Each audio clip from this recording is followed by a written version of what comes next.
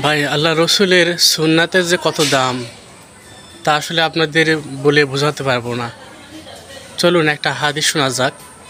হাদিসের মাধ্যমে ছোট্ট একটা হিস্ট্রি আপনাদের হাতে তুলে ধরি। তো মোহাম্মদ নসর রাদিয়াল্লাহু থেকে বর্ণিত। তো তিনার বাবা আপনি মানুষের জানাজার নামাজ পড়তে খুব ভালোবাসেন। এখানে পরিচিত হোক অপরিচিত হোক, আত্মীয় হোক অনাত্মীয় হোক, যে কোনো মানুষের সে জানাজার নামাজ পড়তে খুব ভালোবাসে। তো একদিন একটা এমন ঘটনা ঘটছে, একটা লোক মারা গেছে, ওনার জানাজায় গিয়ে তিনি উপস্থিত হয়েছেন। তো জানাজা শেষে লাশ যখন কবরে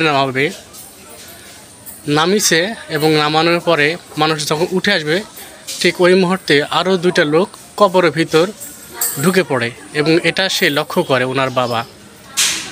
তখন লোকদেরকে বলে যে তোমরা মাটি চাপা দিও না, এখানে আরও দুইটা লোক ভিতরে প্রবেশ করছে। এর মাঝখান থেকে একটা লোক উঠে আসছে এবং আরেকটা লোক লাশের সাথেই বন্দি হয়ে আছে। তো সে বলতেছে আর একটা লোক আছে এখনও উঠে নেয়, তোমরা মাটি দিও না। তো তারা আসলে দেখলো যে শুধু লাশ ছাড়া কেউ নাই। তারা ওনার কথায় ভ্রুক্ষেপ না করে মাটিতে চাপা দেয় শুরু করলো। তো তিনি স্বচক্ষে বিষয়টা ফিল করলেন এবং দেখলেন, দেখে সবাই যেত সবার মতো সে চলে গেল। উনি আল্লাহর কাছে ফরিয়াদ করলেন, ইয়া আল্লাহ, যেহেতু তুমি আমাকে স্বচক্ষে বিষয়টা দেখাইছো, আর এই বিষয়টার কি গুরুত্ব বা কি এর গোপনীয়তা আছে, আল্লাহ তুমি আমাকে দেখায়ও। এই বলে তিনি কবরের পাশে দাঁড়িয়ে আছেন এবং এই সময় তিনি সূরা ইয়াসিন 3 বার তেলাওয়াত করছেন, সূরা মুলক তেলাওয়াত করছেন। তেলাওয়াত করে দীর্ঘক্ষণ দাঁড়িয়ে আছেন, দেখতেছেন কি বিষয়টা আমার চোখের সামনে যে ঘটে গেল। ঠিক কিছুক্ষণের মধ্যেই একটা লোক কবর ফিরে বাইরে এসে হাঁটা আরম্ভ শুরু করছে। তো ওই লোকটা পিছু পিছু তারও হাঁটা আরম্ভ করছে।